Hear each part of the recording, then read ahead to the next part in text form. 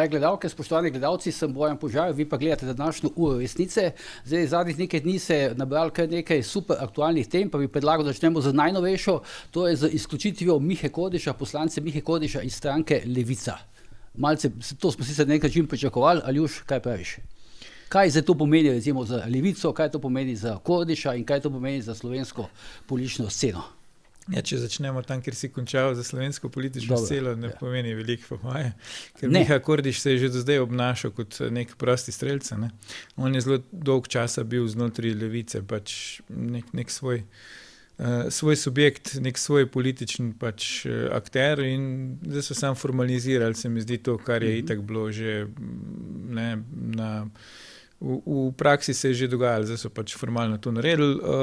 Kaj se bo zgodilo, jaz ne vem, ne verjamem, da bo Miha Kordiš šel iz politike, no. Saj prizadeval si bo pač v njej ostati. A se je Levici ta poteza splačala? Jaz mislim, da ne, no. Izkušnje nas učijo pri slovenskih političnih strankah, da mogoče z izjemo Slovenske demokratske stranke se jim vsak odhod pozna, ne.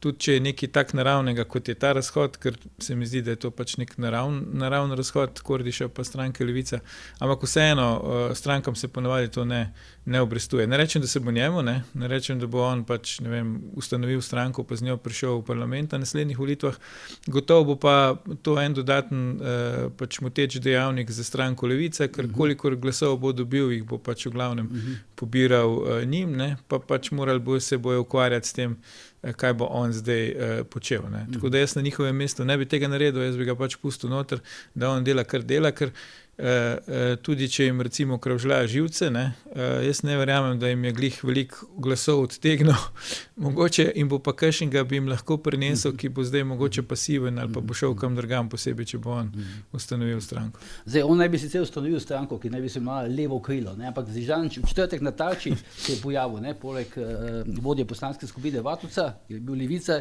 je bil Miha Kordiš levo krilo. Ne?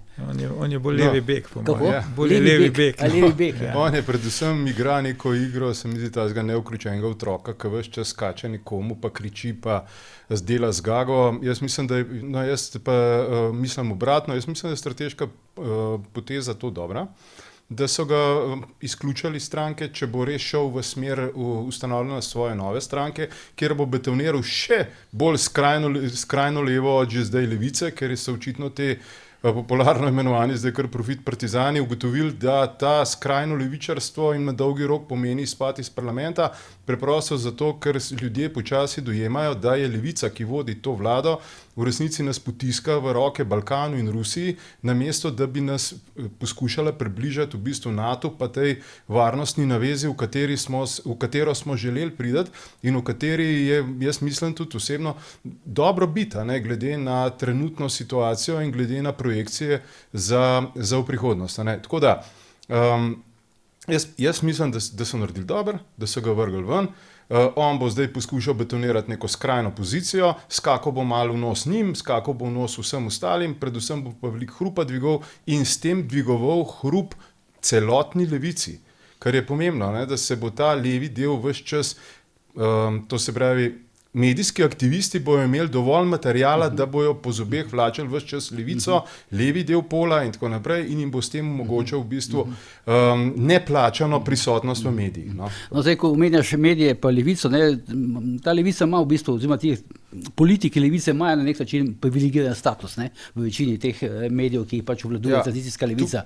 Zato me zdaj zanima, recimo, vajina ocena, bodo zdaj ti mediji, ne, recimo, ki so pač zdaj izražajo običajno neke simpatije, recimo do Aste Vrečko ali pa do Luke Mesca, kakšen tretma bo imel pa zdaj Miha Kordiš? Ja, tukaj je več dejavnikov, ne, kar jih bo potrebno nekako upoštevati. Ne. Prvi dejavnik je zagotovo odvisno od finančnih tokov, ki tečejo čez Inštitut 8. marec, pa njihov aktivizem v slovenski medijski prostor, kaj se je zgodilo zdaj po prekinitvi tega USAID-a in tako naprej. Ne. To je pač prvi dejavnik. Drugi dejavnik je povezan v bistvu s tem Inštitutom 8. marec, kam se bojo oni postavili. Ne? A se bojo postavili na skrajno levico, ali se bojo na levico, ali bojo v bistvu malo bolj pri Golobu, ne? Ali pa bojo dejansko deklice in dečki na poziv, ker ko bo treba v bistvu neko temo spraviti v javnost, zato da prekrije kakšno drugo temo, bojo pač delati tako, kot so zdaj metali pač tamle v stolnico, neke ne vem, balone ali karkoli. Ne? Pač zaradi tega, da so bile fotografije v medijih, ne da bi karkoli resnega hotel sploh povedati. Ne?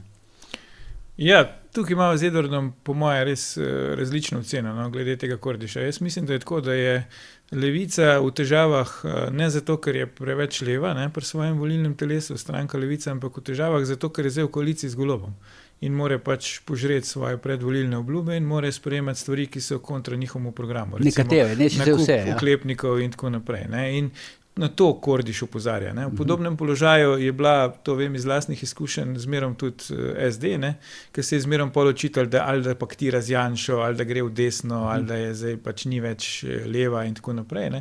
In mislim, da se bo stranki Levica zdaj isto dogajalo. Ne. Se pravi, Kordiš bo tam, ki bo njihovo volilno telo opozarjal, da so se oni prodali kapitalu in tako naprej. Ne. Sej, če pogledamo, kako se obnaša recimo koordinatorica stranke Levica Asta Vrečko, tu si ne bo rabo veliko zmišljevače, bo za neko buržujko zdaj razglasil, ali pa ne. Tudi Luka Mesec in vsi ostali tako naprej so prišli na okus, zdaj, ko so na oblasti in ta njihov del volilnega telesa, ne, ki je čista anarhija, ne, tu se strinjam pač z Edwardom, to je levo krilo, ne, to je tukaj levo, da že niti na igrišču več ni, to je tam v stranski črti nek že, ali pa v tunelu noter, ja, tunelu na štadionu, ne. Te pač so nezadovoljni. Ne. Je pa res ključno vprašanje to, kar si rekel, ne, glede medijske pa te finančne podpore. Ne. Ker če bojo te, bi rekel, profit partizani oziroma pač čustveni levičari, ne, ki so dobro situirani, ki živijo in volijo v pač središču Ljubljana, ne, ugotovili, da se jih oni res izdali, ne, te neke pač fantazme njihovih idej, pa bi se tu lahko spremenilo. Ampak jaz mislim, da do tega ne bo prišlo, zato ker ne bojo tvegala. Ne. Pač oni vejo, da rabijo stranko Levica, ki bo šla v katerokoli anti-Janša vlado. Ne. Miha Kordiš je tako prepričan v svoj prav, da po moje on niti šel ne bi. Ne. On bi pač hotel ostati v opoziciji in to pač njim ne koristi. Tako da ne verjamem, da se bo zdaj ta podpora medijska in druga pač preselila k njemu. Verjamem pa, da bo imeli težave, ker do zdaj so pač lahko kazali s prstom na druge stranke, pa pač na Janšo oziroma na desnico. Ne. Zdaj pa nekdo na njih s prstom kazal in tu bo imel problem. To se pa od teh 4-5%, kot kaže recimo v Levici, ne, včasih mogoče celo malo več, te odstotke Miha Kordiš za tem novo stranko levo krilo ne bo ogrozil. Ja, dosti da 0,5% odnese, pa da oni teoretično ne pridejo v parlament. Ne. Zdaj to je spet težko oceniti. Imeli smo že primere, recimo, ko je pač bivši župan Kočeve, ne, Weber šel po svoje, pa tako pa se ni to išlo, ne, da rečemo v narekovajih. Imeli smo pa primere, ko so se take stvari že išle, ne, ko je pač nekdo šel v neko solo varianto in je lih to glasov pobral, da pač njegova originalna stranka pol ni prišla v parlament. Ne. Treba videti, kaj bo, ko bodo pač volitve, ampak jaz mislim, da na glavno škodo v narekovajih lahko Kordiš naredi pri mobilizaciji teh volivcev. Se pravi, bolj kakor jih lahko on k sebi pripelje, da aktivno za njega glasujejo, jaz mislim, da jih lahko pač pasivizira. V smislu, se so vsi isti, te so se tudi prodali, nimamo več nobenega, ne, za katerega bi lahko oblil, v tem smislu. No, jaz mislim, da zdaj tukaj špekuliramo s tem, da bo iz tistih 4,4 ali koliko je bilo na volitvah, da se bojo tepali znotraj tega bazena. Jaz mislim, da ne. Jaz mislim, da računajo s tem, kako bojo ta bazen pač povečali, nagovarjali, širili. Drugače je samo po sebi v bistvu res to neko čudno sovražno dejanje, ki je, bom rekel, brez veze. Ne? Samo po sebi. V končni fazi je za vsako igračkanje stranko potreben denar, potrebne so neke obljube, zaveze, neke zaveze. No? In iz tega naslova jaz mislim, da nobeni toliko butast, da bi se šel kar, bom rekel, tako mali igrati, kar pomeni, da je njihov cilj širjenje baze. Zato jaz sem trdno prepričan v to, da je to širjenje baze planirano na eni strani betoniranje obstoječe baze z stalno prisotnostjo. Če jaz recimo tebe napadam z nečem, kaj si ti rekel, imaš ti vedno dovolj prostora lahko v medijih, da boš ti to pojasnjeval in mogoče tudi koga prepričal s svojimi pojasnili, kljub temu, da mogoče na prvo žogo ta moj občutek očitek deluje zelo verodostojen, ker bi lahko Kordiš očital Asti Vrečko, Mescu, komorkoli. Oni bodo dobili pa dovolj prostora v medijih za pojasnjevanje vsega tega, za utrjevanje svojih pogledov v družbi, za karkoli pač že, kar pomeni zabetoniranje tisti svoji 4,4 recimo, ali pa tako 4,5, plus še mogoče koga, ki bo pa iz tega skrajnega bazena zraven pač prišel. Zdaj, drugo vprašanje pa je mogoče res, kakšna možnost, da bi on prišel v državni zbor. Jaz mislim, da je zelo majhna. Ja, on zdaj ne bi imel 500 ljudi, ki so pripravljeni takoj pristopiti njegovi stranki oziroma dati podpise in tako dalje. Ampak to širjenje baze, to pomeni tudi zdaj ta pogajanja o združitvi z Levice z Vesno, kako? Zeleno stranko Vesno. Jaz mislim, da strategi Levice se ravno tako zavedajo, da je pač potrebno, če si sam premajhan, je potrebno iti v neke naveze, v neke povezave, neke združitve. Mogoče bi bilo to celo dobro in mogoče je dobro zdaj tiste skrajne že čistiti ven iz stranke, se povezati potem z Vesno, ki ni ravno znana po nekih skrajnih, po nekih stališčih za predvsem ta zeleno in tako naprej. In dobiš v bistvu neko stranko, ki ni več tako skrajna na nekem skrajnem levem robu, in začneš nagovarjati bistveno drugačen del ali pa en del volilnega telesa, ki je nekoliko drugačen od obstoječe in narediš pravzaprav strateško relativno dobro potezo. Stranka Levica je nastala zato, ker je bila SD premalo leva. Bili so še neki drugi poskusi, ki niso bili uspešni, ta je pač bil prvič ne, drugič pa uspešen. Zdaj to volilno telo po mojem ne bo pozdravljalo tega, da pač oni lahko delajo premike, pa probajo nagovoriti druge volivce, te bo izgubili. Kar se tiče stranke Vesna, to je pač nek slovenski paradoks. To je zelena stranka, ki podpira jedrsko energijo, ker jaz je tudi, ampak ni to zelena politika. Tako da bomo videli, kako bo to šlo skupaj, kako se bo tudi zmenili, kdo bo glavni in tako naprej. Tako da, če pride do tega, bo imel Kordiš še več argumentov, da reče, da so izdali, ko smo rekli včasih, te kovine revolucije. In za tiste pač, ki prisegajo na te kovine revolucije, poudarjam. Predvsem so to ljudje, ki so dobro situirani, pa si to lahko privoščijo, se pravi neki idealiziran svet. Ti vprašanje, kako se bojo do tega potem odzvali. To se pravi, če jaz razumem, dobro situirani ljudje v središču Ljubljane, dobro situirani Ljubljančani bi volili Kordiša, ali kako? Ja, jaz mislim, da so oni volili za njega že, ko je za predsednika države. Ne za Luko Mesca, Zanga. Ja, v prvem krogu, pol v drugem ne, so pač seveda taktično podprli Natašo Pirc-Musar, ampak v Sloveniji imamo ta paradoks, ker Kordiš z retoriko in z nastopi že nagovarja, bi rekel, pač tiste, ki jim gre mogoče najslabše ta hip pri nas.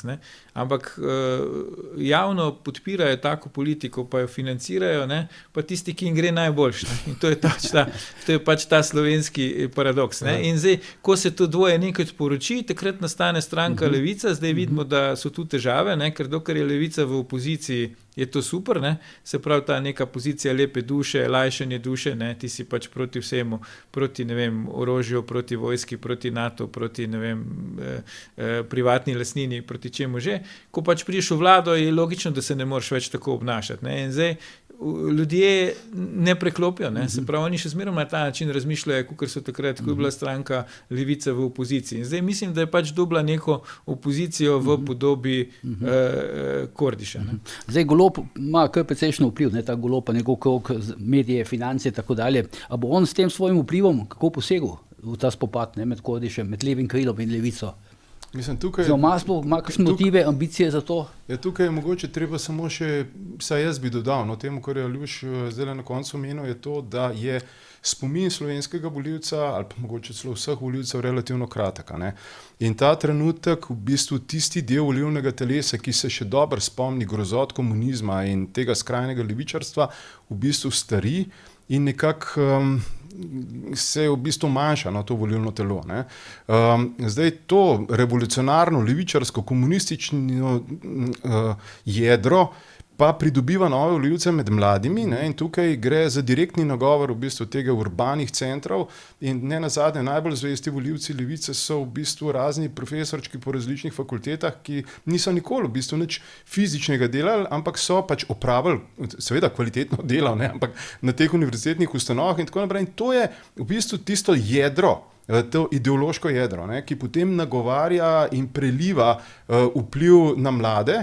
In danes v bistvu mladi ne vejo, niti ne razumejo, niti niso sposobni v bistvu povezati grozot, ki so sledile notranji revoluciji, ki se je zgodila z tem, kar nam bo sledilo. Ne. Zato je, če smem zdaj pa čist mogoče preskočiti v neko polje za zraven, ne, ker ni ravno s tem, ne, ampak zato je prava nevarnost evropskega prostora je v bistvu notranji zlom, ne, to se pravi ta izguba spomina grožnje komunizma in zdaj islamizacija, ne, je tukaj znotraj je zlom in na to igra seveda tudi ta klika, katero ta trenutek vodi Golob.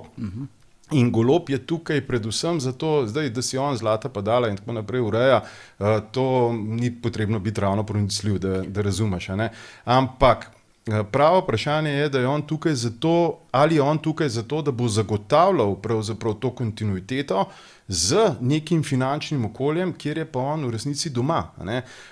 On ni doma v produkciji, ne vem, hiš ali pa, ne vem, proizvodnji avtomobilov, ne, ampak je doma v monopolni preprodaji najcenejše elektrike v državi za, dajmo reči, nekaj, kar je potem on se prekvalificiral kot vrhunskega menedžerja, v resnici gre pa zgolj za monopolno preprodajo elektrike iz nuklearke v podjetju, katerega je vodil, ki je pa zadolženo prvič za odkup in naprej distribucijo to se pravi preprodajo elektrike in za zagotavljanje energetske varnosti. To ni podjetje, ki je zagotavljalo neke finančne stabilnosti političnim opcijam, strankam, dajati neke posojila. Ampak in ne vem, kaj se še dogaja, vse. To je pa zdaj GEN-I razkril. Na to še pridemo, ja. Pa to sem hotel vprašati, ali se bo Golob zdaj vmešal v ta spopad, tukaj na skrajni levici? Jaz mislim, da direktno se ne bo, ker bi mu to odmagalo, ne? Ker on je predstavnik res tistih pravih profit partizanov, ne? To se pravi, ta že druga generacija, če je Asta Vrečko zacvetela kot novodobna komunistična kapitalistka, ne? To se pravi v podobi, ne zdaj, v podobi, to se pravi neke uspešne komunistične voditeljice, ne? Ki je tudi etablirana, ne? V neko smetano slovenske družbe, je pa Golob pravi, to se pravi tisti tranzicijski kapitalist, ki privatizira, to se pravi, on predstavlja ta del, ne? Kar pomeni, da on nagovarja del tega sredinskega dela volivcev in en del, zato ima po moje osebne ocene tudi SD takšne težave, samo bazo, ne? Nagovarja tudi en del teh, ki niso tisti, katere je prej Aljuš recimo označil kot levičari, ne? Ki so bili v SD in bi že zdavni morali biti v levici, pa v bistvu še zmeraj vegetirajo in funkcionirajo v SD, ne? Pač vse, kar šibi koalicijske partnerje, Golob razume, da njega krepi, ne? In verjetno mu daje vtis, da lahko potem on okoli razlaga, pogledajte, kakšni so oni, ne? Še zmerom sem vam jaz najboljša karta. Bi pa sam še en stavek rekel, zdaj ena glavnih tem zdaj tudi v slovenski politiki je pač to povečanje proračuna za obrambo, ne? In nacionalna televizija je imela pač eno oddajo Tarča na to temo, ne? In tam sta bila edina dva, ki sta bila pač kontra temu nekemu konsenzu ostalih političnih strank, ne? Sta bila pač Vatovec in pa Kordiš, ne?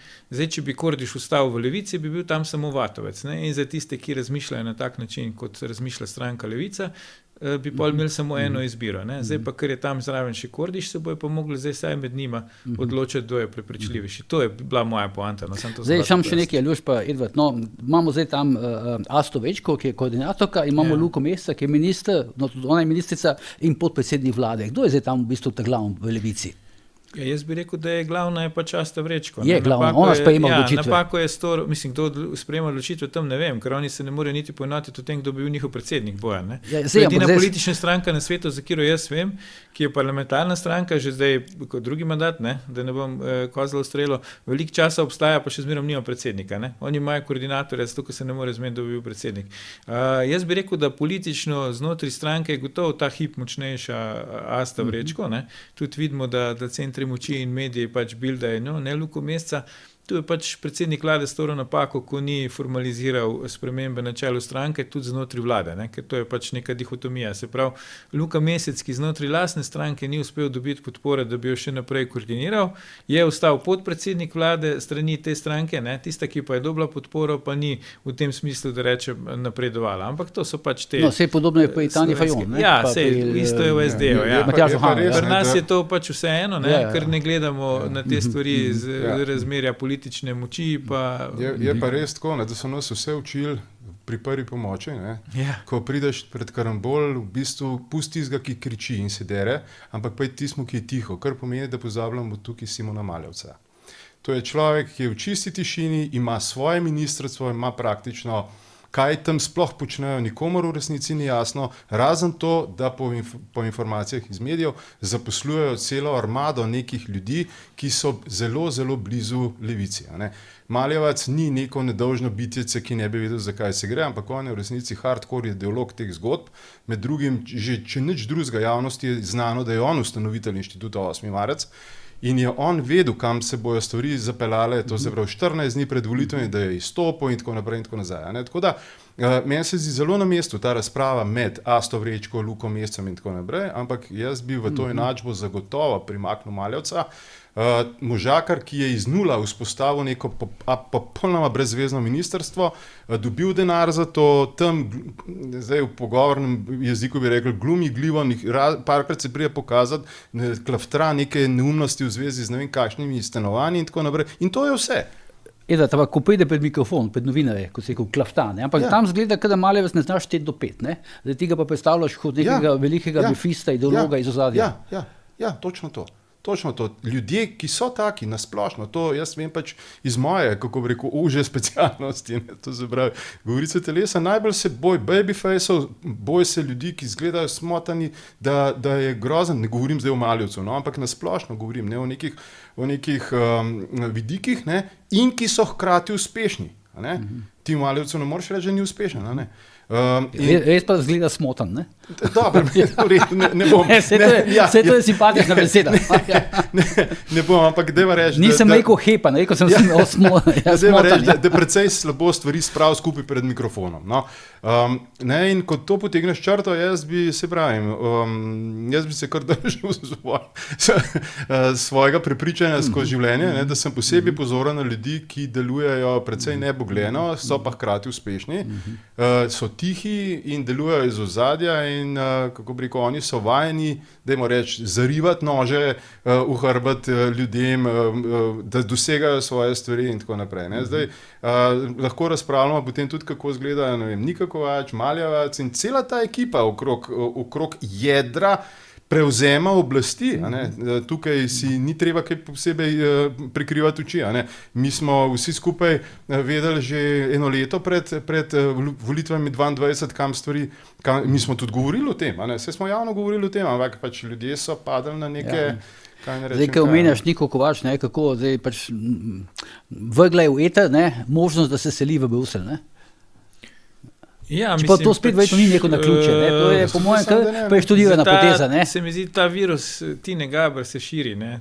Goloba je že čisto mrežo, ampak zdaj se širi tudi na ostale reprezentante, zdaj dejanske ali pa neformalne te oblasti in jaz mislim, da Nika Kovač ima neko potrebo notranjo, da je na nek način tudi neka vplivnica, ne? Se pravi, če je že kdo pač česar seveda ne podpiram in obsojam na ulici, ne napade, pa imamo pol tisto zgodbo, pač sama nekaj da v eter. Zdaj to, da je pač ona napovedala, da se seli v Bruselj, je po moje v smislu tega, se pravi opozarja, da je še tu, da je prisotna in da ni izgubljena moči, ampak da bo mogoče potencialno še več pridobila, če pač bo šla v Bruselj. Zdaj, zakaj bo šla, kaj bo tam počela, bo šla ali ne, jaz tega ne vem, ampak problem se mi zdi, da celoten ta anti-Janša tabor pač deluje na principu nekih hipnih emocionalnih stanj in sporočanja teh stanj. Tu se meni zdi strukturni problem na tej strani. Se pravi, zdaj sem dobre volje, bodite vsi dobre volje. Zdaj sem slabe volje, bodite vsi slabe volje. To pač ni nekaj, kar bi to državo peljali naprej. Ampak zdaj, ko si omenil Janšo, bral sem danes zjutraj pred to dajo, da je cilj morebitne združitve Vesne in Levice to, da se prepreči četrta Janševa vlada. Ne? Ja, to sem tudi jaz Si prebral. prebral, ne? Mislim, Ni to nenavaden program, ne? Vse je cilj, Bojan. Tudi, ne vem, če dežuje, je to cilj, da Janša, ne? Vse je v funkciji tega v Sloveniji, da se prepreči vlada Janeza Janše. Zdaj, mogoče bomo o tem pol še kasneje govorili, do včeraj ali pa predvčerajšnjim je to veljalo samo za pač te anti-Janše stranke, zdaj pa se mi zdi, da tudi skoraj že za desne stranke se začnejo že, ne, obnašajo se tako, mogoče noče tega, ni to njihov cilj, ampak obnaša se pa tako, da hoče preprečiti. To ne samo leve, tudi desne stranke. Ja. Ta anti-janšizem se je pač razširil, ne.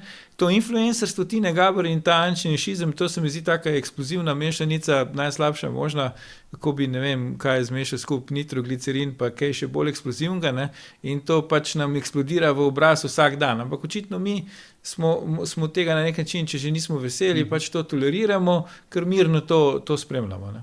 Dobro, predlagam, da gremo naprej, se nam teme prepletajo, ampak delno si ti že, Edvard, začel vprašanje GNI-ja in financiranja. Ne. Zdaj, zgodila se nam je ta zgodba z GNI in z prenovljenim ERA-jem. Tu je zdaj en kup nekih teorij, ne, recimo tudi teorij zarote. Ne. Ena od teorij, recimo, v kateri sem jaz razmišljal, ne, kot novinar vem, da nam je ta ERA veliko pomenil, ko je prišel ven. Ne. Naenkrat smo imeli dostop do nekih uraden dostop do nekih financ, ne, kako se to dogaja spodaj, pod mizo, nad mizo in tako dalje. Videli smo številke, ki nismo pač nihče jim ni mogel porekati. Zdaj se je pa naenkrat zgodilo, da se v bistvu ERA ta sfižil. Zdaj, kadarkoli bomo recimo se tudi zdaj, potem, ko se bo te zgodbe z ERA-jem, bomo rekel, stabilizirali, kadarkoli bo pač nek novinar nekaj napisal in predložil zraven kot argument ERA, bodo lahko rekli, se tam na ERA-ju nič ne piše, ne, tam nič ne drži in tako dalje. In tako da smo imeli občutek, kada si je nekdo želel, če pustimo zdaj ob strani GNI, v bistvu zrušiti to zgodbo z ERA-jem. A je to možno? In to se dejansko na nek način zdaj tudi zgodilo, ne?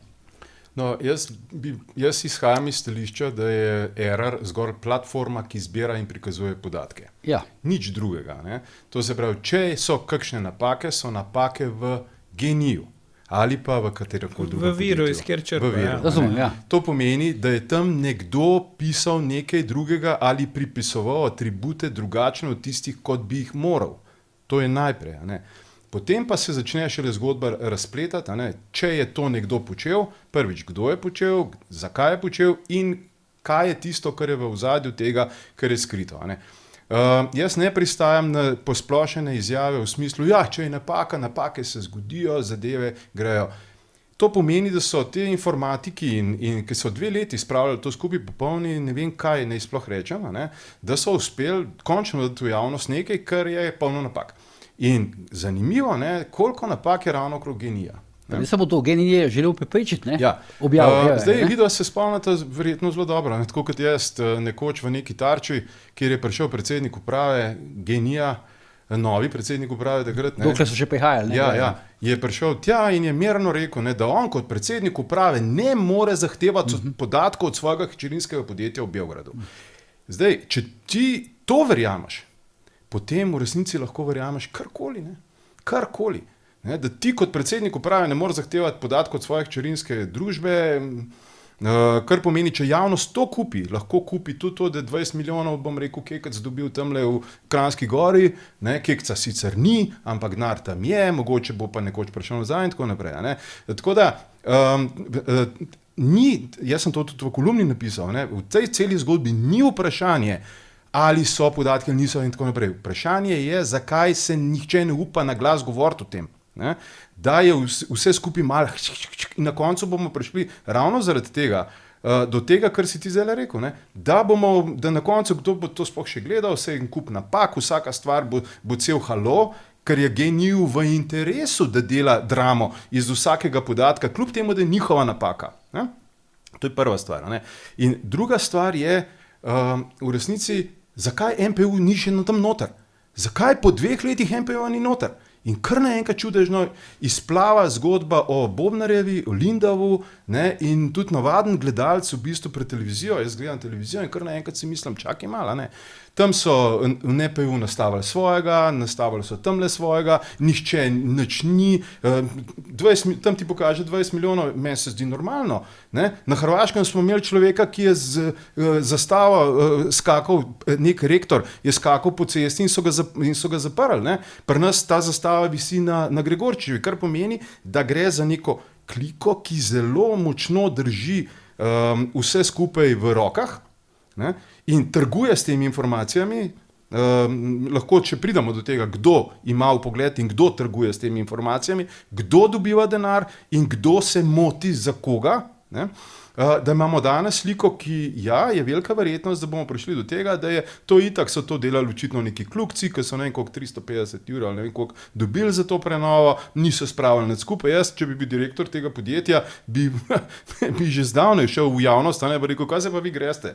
Ne? Pač zbirajo se podatki, te podatki se prikažejo in to je to. Če tam nekdo in potem skačejo s to klirinško depotno družbo in ne vem kaj. Ne? Zraven Pop TV objavil, da je vsaj za 10 milijonov šlo nekih nakazil. Kaj pa je s tem? In še enkrat bom postavil isto vprašanje. In še enkrat isto vprašanje. Zakaj NPU tega še ne preiskuje?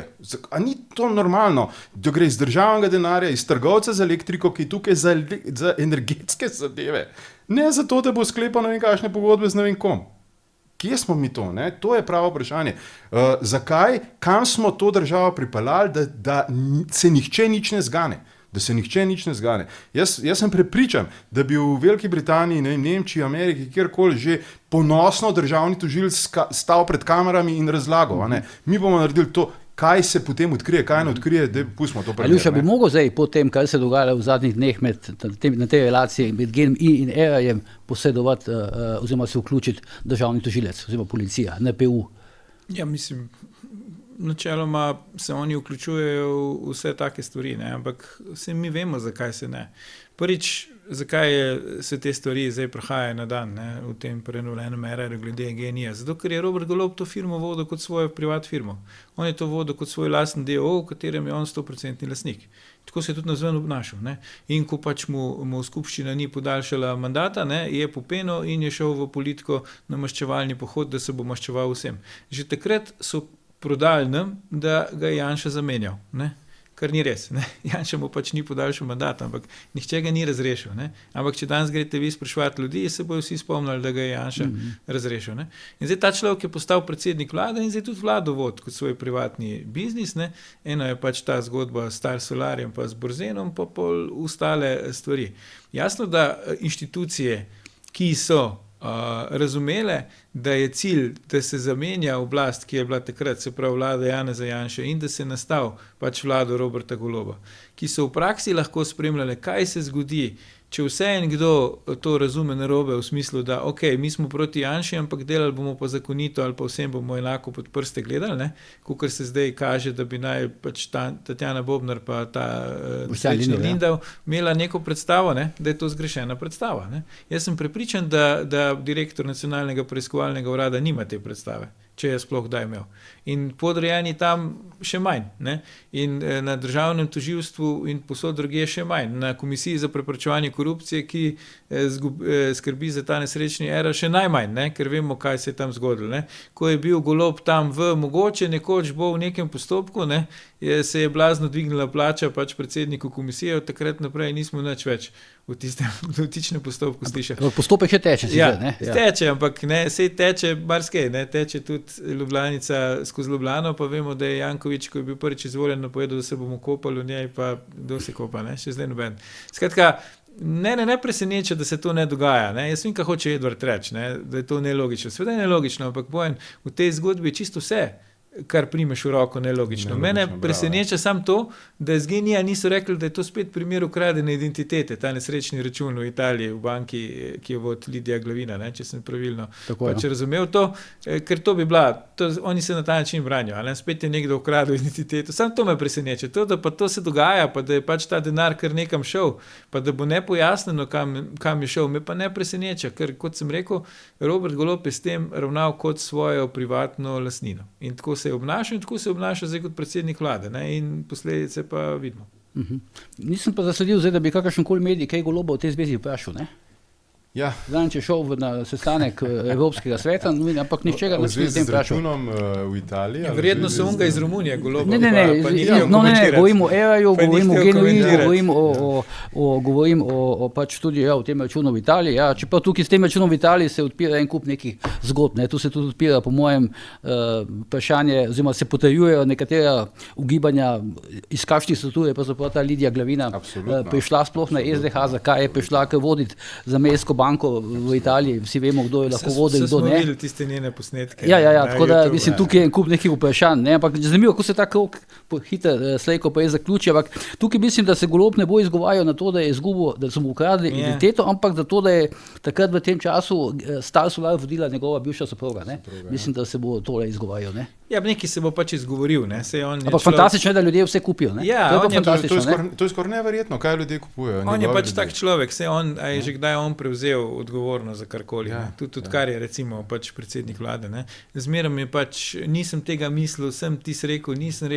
nisem bil jaz, oni so bili, ni res to, kar trdite. Ne. Sej pač on praktično laže kot pes teče. Se to je žalostno, da moramo to reči za predsednika vlade. Ne. Ampak vsakič, ko pride državni razbor, se recimo zlaže. Ne. Se pravi, ne gre samo za to, da ti daješ neke politične izjave, ki so lahko tako razumljene ali pa drugače, ali pa vzete iz konteksta, ali pa ne vem kaj. On pač, ko uradno nastopa kot predsednik vlade v hramu demokracije, ne, vsaj nominalno slovenskem, pač tam mirno laže, kot sem rekel, kot pes teče. In se nič ne zgodi. Ne. Zdaj pričakovati od teh istih medijev, ne, da bojo pa zdaj šli njega spraševati, se po moje se oni bojijo, da bi jim bo on odgovoril, kam je ta denar šel, ker mogoče bo na koncu ugotovili, da je en minimalni sicer del tega denarja končal na njihovih tekočih računih. Pri njihovih lastnikih, ali pa pri njihovih lastnikih, ker kot te zgodbe v Sloveniji pač grejo, ne, kjer nihče ne v tem delu pač te ekonomije, jaz bi temu kar rekel siva ekonomija, ne, se pravi uradna siva ekonomija.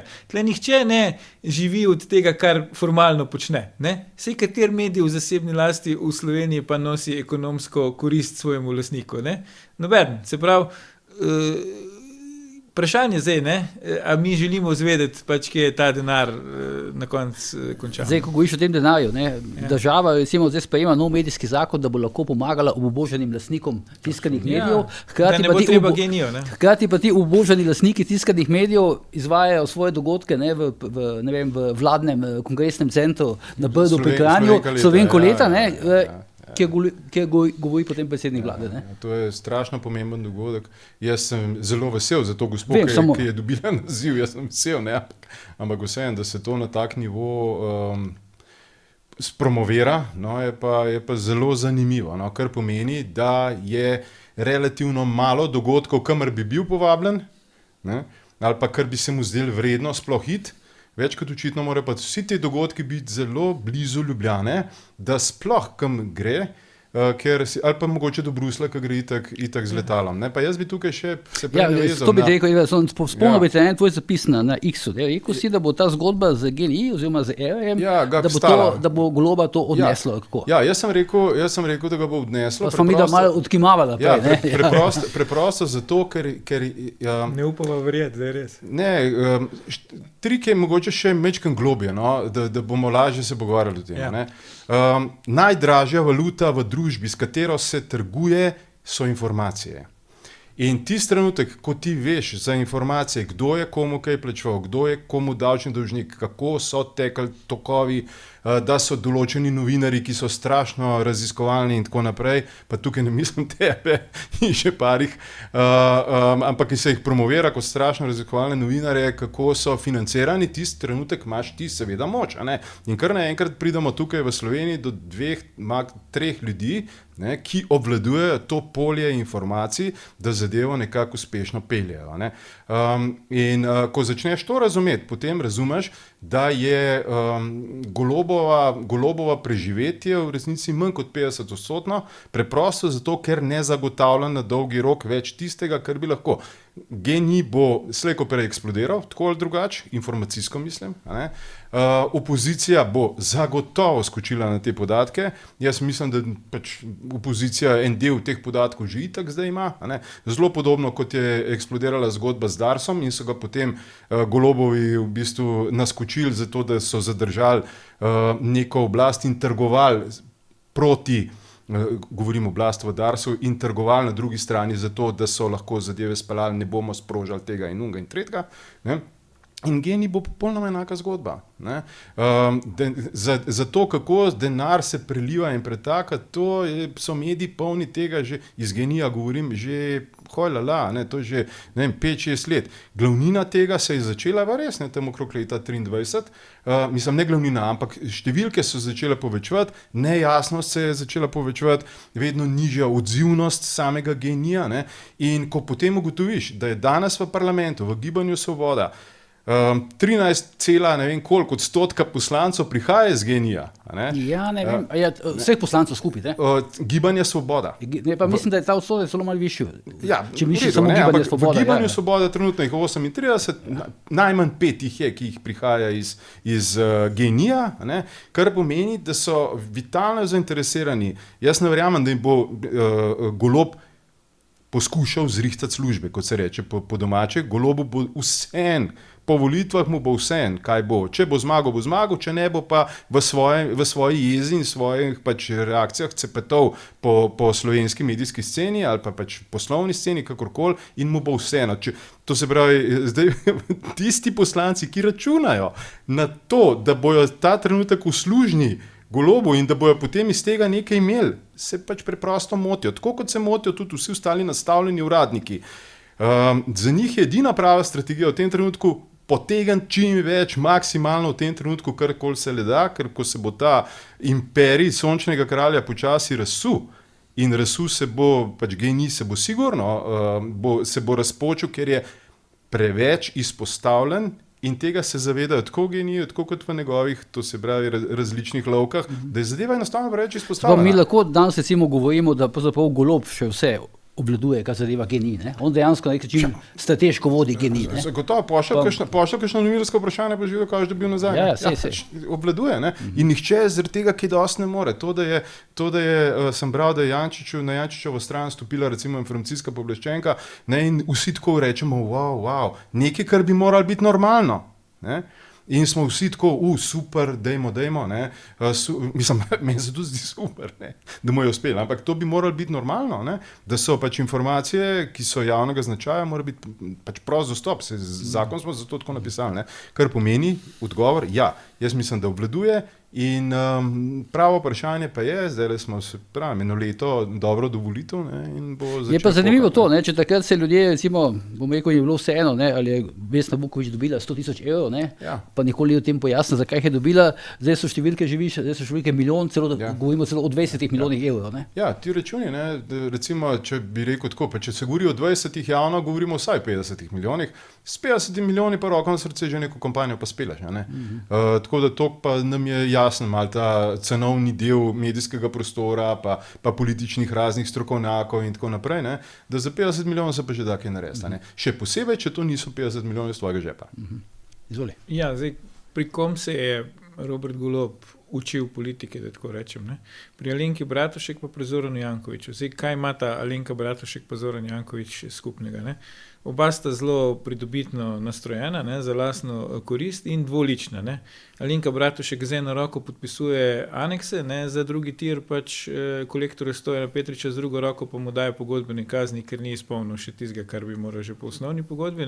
Zoran Janković veliki zagovornik v javnosti pravic LGBTQA+ in kaj še teh znakov v skupnosti, vemo pa, kako je njegovo osebno stališče do tega. Tisto, kar pa Golob še ima, kar Alenka Bratušek mogoče nima, pa ima Zoran Janković, je pa to, da skrbi za to svojo družino. Se pravi, v prenesenem pomenu, Zoran Janković ima to svojo mestno družino, ki jo je pripeljal iz Mercatorja, in Robert Golob ima pa GEN-I družino, ki jo je pripeljal v vlado in v parlament. In jaz mislim, da on ta družina ve, da brez Roberta Goloba ne bi bilo tam, kjer je, in bom njemu zvesta do konca. Zdaj, a bo to se jim obrestovalo ali ne, za njih nepomembno vprašanje, ker njih brez Roberta Goloba ni. In on bo to svojo družino sabo vlekel in oni bojo njegovi najzvestejši pristaši. In to je del tega, kjer njemu omogoča, da še zmeraj vlada. Ker ko so mu poskušali obrniti poslansko skupino proti njemu, smo videli, kaj se je zgodilo. Mojca Pašek Šetinc je bila nek tak poskus. Ne. Zgodilo se je to, da je pač ona morala iti. Ne. Urška Klakočar Zupančič v nekih potezah, izjavah je bila nek tak poskus. Ne. Se je zgodila to popolna disciplinacija. Tako da njemu ne moreš pač vzeti poslanske skupine in ne moreš ga zrušiti na tak način, kot si lahko zrušil recimo Alenko Bratušek, Mira Cerarja ali Marjana Šarca, ker pač Robert Golob ima sam zelo veliko pod palcem, predvsem pa tisti, ne, ta vrsta kapitala, kjer on v bistvu prezentira kot predsednik vlade, ne, ta energetski kapital ima pa še bistveno več pod palcem in ima tudi zaradi razmer, ki so tudi deloma zunanje, ne, pač kriza energetska, ki je nastala zaradi vojne v Ukrajini in pač odklopa od ruskih energetskih virov, imajo zdaj pač najboljš napeljane tudi ta hip te linije, ne, po katerih ta denar priteka. Ne. Zdaj, če se bo zarolala ta orožarska zgodba v Evropi, ne, teh famoznih 800 milijard, ne, bomo videli, a bo pač tisti kapital pač tudi v Sloveniji močnejši prevladal in bo začel strič peruti temu energetskemu kapitalu. Tako da tu se bo bila bitka. Ne. Zdaj, če gremo zdaj postopoma malo proti tej orožarski zgodbi, ne.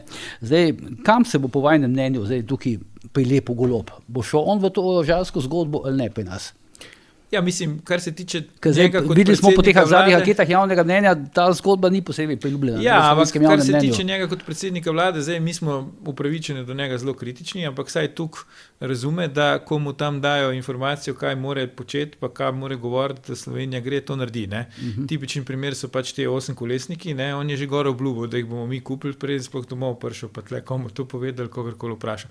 Te stvari šteka. On ne bo šel kontra zdaj temu, ne. On ne bo rekel, zato ker je pa pač anketa dela pokazala, da ne vem, 44% Slovencev misli, da mi dosti dajemo za obrambo, pa ker jaz vem, da imamo mi pač to bolj liberalno volilno telo, ne, ki ni toliko, ki je bolj recimo v narekovajih pacifistično, bom jaz tako politiko vodil. Ne, on tega ne bo naredil, ker mu tega ni treba, Bojan, ne, zato ker pač njemu je vse oproščeno, dokler on zagotavlja, da ni Janez Janša na oblasti. In to je edino, kar je za te ljudi pomembno. Ne. Zdaj, a se bo on osebno pač probal v to orožarsko zgodbo vključiti, mogoče bo poskusil, ampak vprašanje pa je, če ga bodo pustili zraven. Ne. Ker ta zgodba je sicer kakor evropska, ampak vemo, da korenini v ZDA. Ne. Se pravi, ko je Trump rekel, da bo nehal vojaško pomagati pač Ukrajini, ne, in če bo to tudi uresničil, kar zdaj vidimo, da nekako kaže, da bo, seveda to ne bo všeč ameriški vojaški industriji. Trump ne more si privoščiti, da si obrne ameriško vojaško industrijo proti sebi. In jim je mogel nekaj nadomestilo ponuditi. In ponudil jim je pa še veliko boljšo stvar, kakor pač je vojaška pomoč v Ukrajini, tu pa je teh famoznih potencialnih 800 milijard Evrope, ki jih bo dala za oboroževanje. Znotraj teh 800 milijard je zelo veliko prostora za ameriško vojaško industrijo. Ne. Zdaj, tisti, ki pač računajo na ta denar, po moje ne računajo ravno, da bo zraven tudi Robert Golob. Razen v tem delu, kjer ga bodo rabili za kakšne odločitve.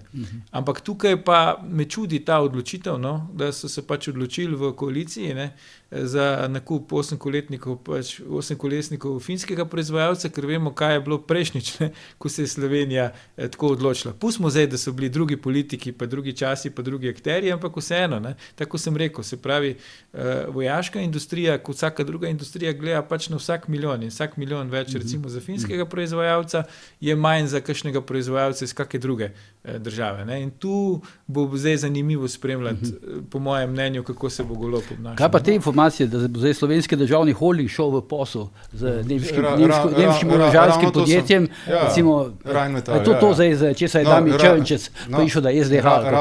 Ravno to sem v bistvu hotel reči.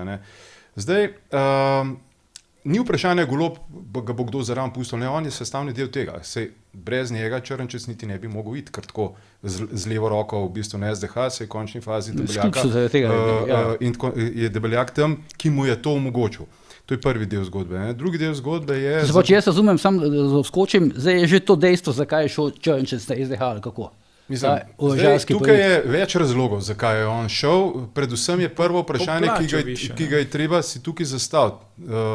Je predvsem to, zakaj je on odšel z ministrstva za obrambo. Ne. po, bom rekel, raznih visoko proračunskih zgodbah o onih 6 gasilnih brencelnih in zdaj helikopterjih in tako naprej, kjer je ogromno denarja v igri. Zakaj je on šel? Pravočasno. Tako kot je pravočasno Šarcu svetoval, da se je umaknil iz premierskega položaja, mi rečemo vrgo puško koruzo, ampak mu je takrat svetoval, poglej, svet se vrti v to smer, zato se bom vrnil nazaj v to, kar sem rekel prej v oddaji. Gre za trgovca z informacijami. In to, da je Slovenija kupila Patrio, je Rheinmetall dobil 5 milijonov odškodnine. To se pravi, in danes je Rheinmetall ustanavlja skupno firmo z Valhalo, kateri je to isto ministrstvo za obrambo namenilo praktično res velike denarje v zadnjih 2 letih. In zdaj, če rečeš, kdo je zdaj izgubil, kdo je kaj pridobil, jaz mislim, da je v celi zgodbi Rheinmetall kar precejšen zmagovalec, kljub temu, da je Patria bo neki dobila. Čakaj, zdaj Rheinmetall ustanavlja podjetje skupaj z Valhalo ali z SDH-jem? Skupaj z Valhalo in SDH-jem. Tako je. To drži. Sam se pravim, Američani so tu največ zgodbi. Ja, ampak zgodba je zelo preprosta. SDH, to se pravi, država bo financirala ves fiasko, ki bo okrog, Jaz verjamem, da je Valhalla, bom rekel, da so sposobni kaj dobrega narediti, v končni fazi delujejo na izjemno tekmovalnem trgu. In zakaj se je Črnčec zdaj prestavil tja? Ja, preprosto zato, ker je sestavni del neke informacijske mreže, znotraj katere pač funkcionira že ves čas. In brez, to se pravi, dajmo reči, odobritve ali pa zelene luči, ali pa pristanka, ali pa da pridemo na podčrto, dogovora, kaj bo v celotni zgodbi, se to ni moglo zgoditi brez Goloba. Kar pomeni, da je Golob sestavni del te igre in zdaj koliko spretno, koliko nespretno bo zadevo pelal, bom rekel, glede na njegove v bistvu izjave, tako kot je Aljuš prej rekel, ker v bistvu še ust ne odpre, že laže, je on zgolj in izključno, žal moramo to reči, zgolj uporaben idiot za pred kamero, kar je pa fantastičen oder za delovanje v ozadju, da imaš enega, da ne bom želil, enega nekoga pred kamero, ki ves čas mlad nekaj, kar se v resnici, ne vem, če se včasih sploh zaveda, kaj on govori, ampak odlično pa pokriva rabote v ozadju, da se stvari lahko pelejo. Vse v končni fazi, samo še ta stavek, v končni fazi, koliko pa se govori o smotrnosti in upravičenosti različnih nakupov in tako naprej. Jaz celo mislim, da če je Slovenija dala zavezo tiste 2%, pa ni to vprašanje, to je glih tako, da bi pri zavarovalnici sklenil zavarovalno pogodbo, ti moraš plačati na koncu, ko pride do karambola, sorry, ko sem plačal samo pol. Mislim, halo, tukaj se nimaš se ti kaj pogovarjati. Je pa res vprašanje, za koga se potem to pelje, komu je v interesu, da se to pelje, o tem pa lahko razpravljamo, pa se pogovarjamo. Praviš, ni Američanov zdaj tukaj, ampak Damjan Črnčec se predstavlja dosti krat kot ameriški človek. Ja, to se mi zdi zanimivo. Jaz bi rekel, da on je tipičen primer tega, kjer je v bistvu, mi imamo ljudi, tri vrste ljudi, bi rekel, so značilni za te anti-Janša oblasti, posebej še za to Golobovo. Eni so pač taki, ki imajo ful denarja in pač potem pridejo v politiko, da bo imeli še malo več denarja, ampak niso ekonomsko odvisni od tega. Potem so tisti, ki pač so bili prej praktično na cesti, so zdaj dobili službo. In Damjan Črnčec je pa malo vmes, se pravi, on pa je na nekih funkcijah, ampak na teh funkcijah mislim, da on premalo zasluži. Tak jaz imam občutek in on vedno išče priložnosti, da bi še malo več zaslužil. Ko je bil prvič pri še Marjanu Šarcu, državni sekretar, se je takrat on prvi začel ukvarjati z jedrsko elektrarno Krško, in celo, ko smo mi tudi problematizirali to javno, nek predstavnik Westinghouse v Sloveniji in tako naprej, kar je očiten konflikt interesov, ampak ne pri nas. Potem, ko je bilo obdobje korone, vemo, se je dobival z Tomažom Lušetom, so ga tam slikali po nekih vežah ljubljanskih blokov in tako naprej.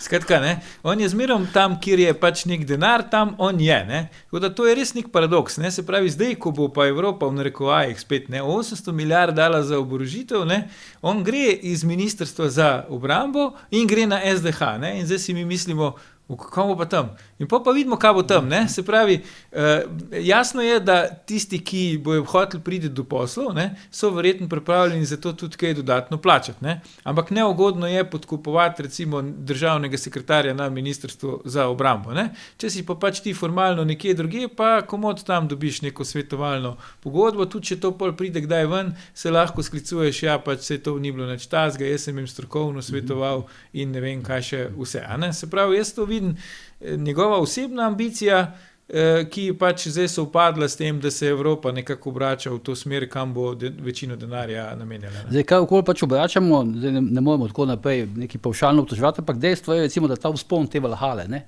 iz nič, ne, do teh več 10 ali pa celo 100 milijonskih poslov, časovno se upada z Damirjem Črnčecem, ne?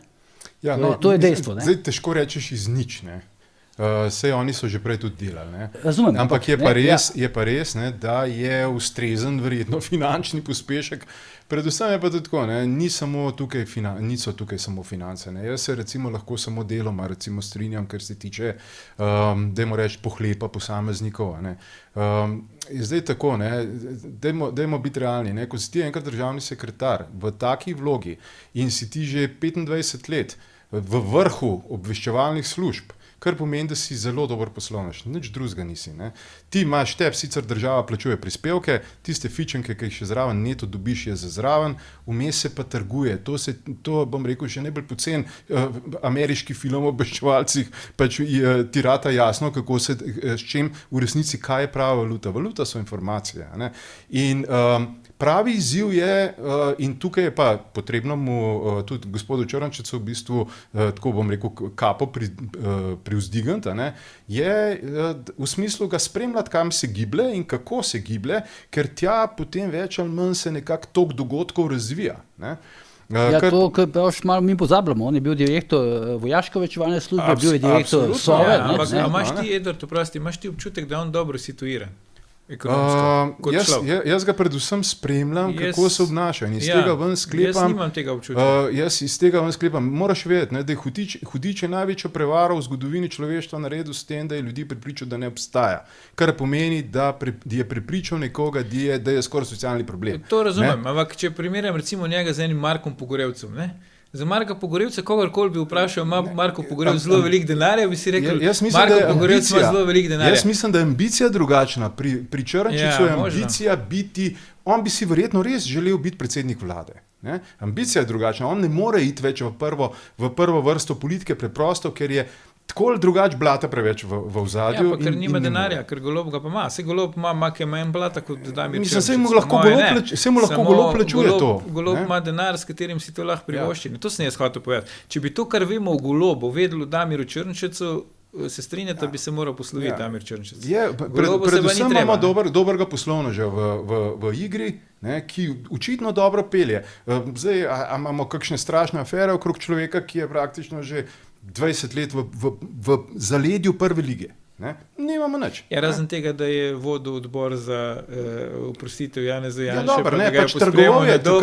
Zdaj je pa eno glavnih orožij anti-Janša. Ampak takrat je trgoval z Janšo, ne vem, če je to afera, ampak je pa huda sprememba. Zdaj trguje z Golobom, pač ne, trguje tisto, kar ima. Zdaj je tudi verjetno močnejši od Vesne Vukovića. Ja, mislim, moje informacije tega omrežja, bom rekel, govorijo o zanimivem v bistvu ravnovesju, ali pa do vzajemnosti. Jaz se s tabo strinjam. Jaz ne podcenjujem ga, niti inteligence, tudi na področju obrambe je gotovo pač strokovnjak in tako si ti rekel. On sigurno trguje z vsemi temi informacijami pa s tem, ampak kjer jaz vidim njegovo težavo je ta, da on je človek, ki je navajen delovati iz sence. Ne? Zdaj pa on je bil na mestu državnega sekretarja, tako v kabinetu predsednika vlade pod Šarcem, kot recimo zdaj, pač, ko je bil Šarc obrambni minister, pa tudi zdaj še naprej pod Sajovicem, ko je bil preveč izpostavljen. Zdaj tukaj na SDH-ju bo bolj v senci, ne? Ker pogledamo si, kako je sploh tja prišel. Ne? Sej že tja je prišel na nek ful čuden način, da noben ni znal točno razložiti in tudi zdaj na SDH-ju mi ne vem, on ni zdaj državni funkcionar, ne? Se pravi, da bi mi ga lahko klicali na odgovornost, pa kaj počne pa tako. On je zdaj pač tam neki v SDH-ju, ne, če verjamemo Luki Mescu, tu itak imajo vsi zvezane roke, noben nič ne more tudi vlada kot skupščina in tako naprej. Ja, ampak ti izhajaš iz te strani, jaz izhajam iz te strani, da je on odšel z Ministrstva za obrambo pred volitvami, ker bo vso to blato nakupov in vseh teh investicij. Ja, to se strinjam. Sam pravim, da kaj želi Aljoš povedati to, da mu doživega več ne moremo praktično, ne? Ja, pa lažje on funkcionira v teh, ne. On je pač v bistvu neko obratno pot od Goloba, recimo, on ubira, ne. Golob je šel iz genija v politiko, ne. Zdaj se mi pa zdi, da Črnčec bi pa rad šel iz politike v biznis. Malo me spominja, ne, na Igorja Bavčarja v tem smislu. Ne. Jaz mislim, da bi Damir Črnčec rad bil nek Igor Bavčar. Se pravi, on, ko bo vsega konc, tega, ko bo konc, jaz mislim, da bi on rad bil kot mogoče, ne vem, direktor neke pomembne in lastnik nekega pomembnega podjetja ali pa nek pomemben igralec, mogoče na evropskem nivoju v teh velikih ampak jaz mislim, da je imel takrat Bavčar v bistvu pa obratno ambicijo iti v biznis, postati nek Berlusconi, ne, in se potem vrniti v politiko. Je možno, da ima Črnčec tak, če to drži, kar pravi Edvard, da bi rad bil predsednik vlade.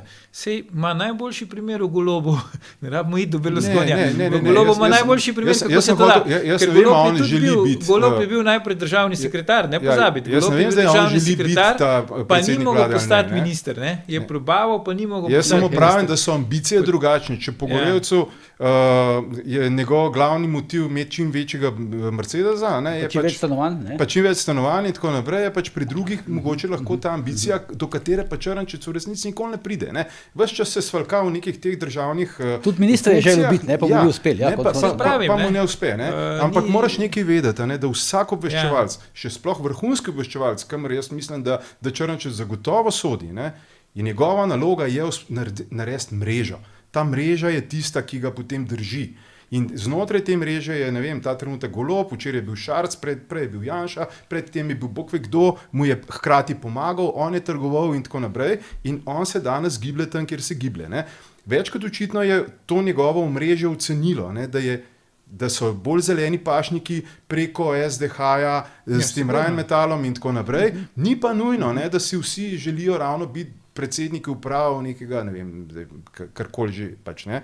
Ampak gre za moč, nadzor, različne denar, odvisno. Ne? Jaz mislim, da bi bilo najbolj preprosto vprašanje, če bi novinarji vprašali Damira Črnčeca, koliko je imel plačo na Mursu, pa koliko ima zdaj. Ne? Mislim, da je razlika vse enkrat više. Ne? Ja, to je že pomaga. Ne? Se pravi, za sprot ima že lažje. In gotovo so tam bolj zeleni pašniki, definitivno, ker ne bi šel tja, kjer so manj zeleni. Predvsem so bolj zeleni tudi na področju informacij. Po zadnjih informacijah. To, kar on dela. To, kar praviš ti, kar on dela. Trgovanje z informacijami je tam in tudi te neki prijemi, malo grozi, malo neki varnostno. Pa kdo komu kaj plačuje, kdo je s kom poslom odnosu in tako naprej. Še eno vprašanje, predno počas končujemo. Ti orožarski posli, zdaj, ne se preveč spehljati, ampak mogoče če se resno vprašanje, pa malo za šalo. Ima tu zdaj trenutni obrambni minister Borut Sajovic kakšno vlogo pa teh stvarih? Aljoš. Ja, lahko ima vlogo koristnega idiota. Jaz sem to, da bo kaj podpisoval. Lahko ima vlogo koristnega idiota. Spomnimo se, kakšno vlogo je recimo takratni minister Karel Erjavec v tej zgodbi, kako je igral, ne? Spomnimo se spomnimo se zdaj nesrečnega projekta Gorenja pa Patrije. Ne? Tako da tle je treba res videti. Ne? Zdaj, enkrat Gorenje pa Patrija, enkrat Valhalla pa Rheinmetall, sej pač ne, kot smo včasih peli v bivši skupni državi, principi isti, vse ostalo so pa nijanse. Ja. No, jaz mislim, da je na Ministrstvu za obrambo predvsem od Patrije naprej en velik strah pri podpisovanju česarkoli. In da je Sajovic ta trenutek mogoče celo nekoliko boljšem položaju kot ostali, zaradi tega, ker se bo lahko celo življenje zgovarjal. Ja, takrat je bila situacija takšna, verjeli smo, ali pa pač podatki so kazali, obveščevalni podatki so kazali, da nas bojo, ne vem, Rusi jutri preplavili, ne, kar je teoretično po tem, kar se ta trenutek govori okrog, tudi možno v končni fazi, ne, ali pa saj, da se neka vojna z Balkana gor potegne, ne, potem, kar Dodik počne ta trenutek dol v Bosni, ne, je možno, kar pomeni, da je podpisovanje določenih pogodb toliko lažje. Kdo pa te pogodbe pripravlja, pa za koga pripravlja in v kakšni prihodnosti potem govorimo, je pa druga stvar. Zato jaz mislim, da ima Sajovic ta trenutek v bistvu relativno lažjo pot do odločitve kot kdo, ker so argumenti na drugi strani, zakaj je nekaj podpisal, mogoče lahko bolj sprejemljivi. No? Če ga to skrbi, Bojan, sam še to mogoče, ne, lahko vpraša nekdanjega obrambnega ministra Jelka Kacina po njegovih izkušnjah, ne, ker toliko po moje oborožitvenih sistemov, ki so se izkazali za neuporabne, ko je pa Jelko Kacin pripeljal v Slovenijo, ne, od Pilatusov z, ne vem, notranje opremo nadzvočnih lovcev, ne, do modernizacije tankov, ki potem niso mogli voziti, ker so bili pretežki, do nakupa teh Toyot, ki jih zdaj uporablja Slovenska vojska, da se osebno prevaža sem pa tja, zato ker sistem za zveze, ko so ga dali noter, je spet bil pretežek, ne, pa tiste famozne pač havbice izraelske in tako naprej, tako da če Sajovica to skrbi, mu svetujem, da se sta tudi tam dva Gorenca, ne, mislim, da za Kacinom, da se dobita, pa mu on razloži, kako to gre. Dobro, drage gledalke, Aljuš, hvala za to, za udeležbo, tebi tudi, Edvard, drage gledalke, danes je to bila današnja Ura resnice, vidimo se kmalu znova, do takrat pa seveda ne pozabite, ker je bojanje tudi požar.